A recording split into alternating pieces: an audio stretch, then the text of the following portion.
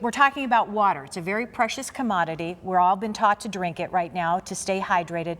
But what about our wildlife out there stuck in the desert? There's a way for you to help. Our Arizona heat can be brutal. You know, temperatures can hover over 100 degrees for months at a time. And rain, well, we just don't get enough. So what does that leave us? A dry, barren, thirsty desert. And its residents are thirsty too.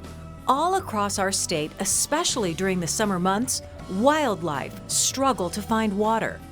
So back in 1946, the Arizona Game and Fish Department recognized this and did something to help by building the first Arizona Guzzler, the very first water fountain for wild animals. Since then, over 3,000 catchments just like these have been built, and they are scattered all across our state to keep our precious wildlife alive. This is Joe Curry, and Joe Curry, you've been bringing water to our animals for some 22 years. What do you see when you pull up to a catchment? You can see some amazing things. Sometimes you'll see the actual wildlife using it. We've seen bears taking baths in them.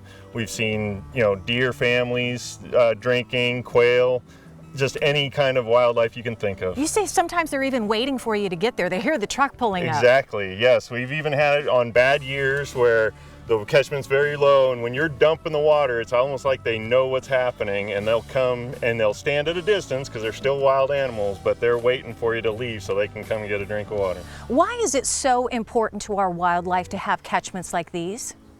It's because it's a desert. It's probably one of the most harshest landscapes in the world to try and survive in. And with human intervention of highways, canals, cities, and everything, we've compromised where they can travel to go get water and everything like that. So we're bringing the water to them. Let's talk about the biology, the science behind this, the catchments all across our state. How do you pick where a catchment should be placed?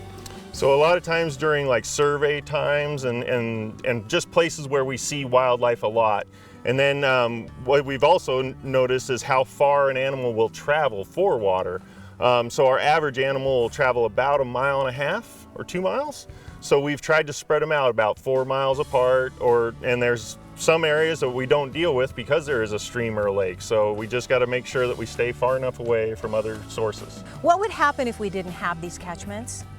We would have population fluctuations, drastic ones, because during good years, wet years, you would have a lot of survival and recruitment and everything. But on a year like last year, we would have had probably mass die-offs to the point of really, really low numbers where you wouldn't see any animals because there would be so few. Many of the catchments have been designed to be self-sustaining. So when it does rain, it can collect and hold the rainwater, which helps because some of the catchments are in very remote areas.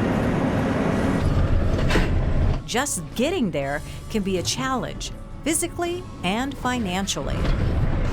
The department recently started a text donation campaign to help defray some of the maintenance costs for this particular program. As a lot of people can imagine, it's very expensive to help deliver some of the water to some remote locations around the states. A lot of times we even have to airdrop water in, and those costs do add up.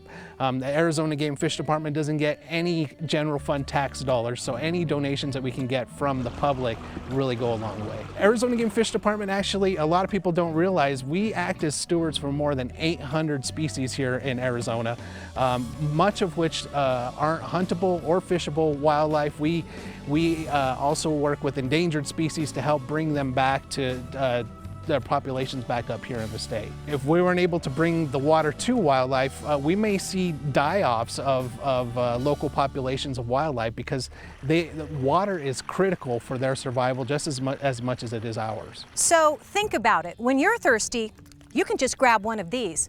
But what about our wildlife? You can help keep these catchments full. Here's how.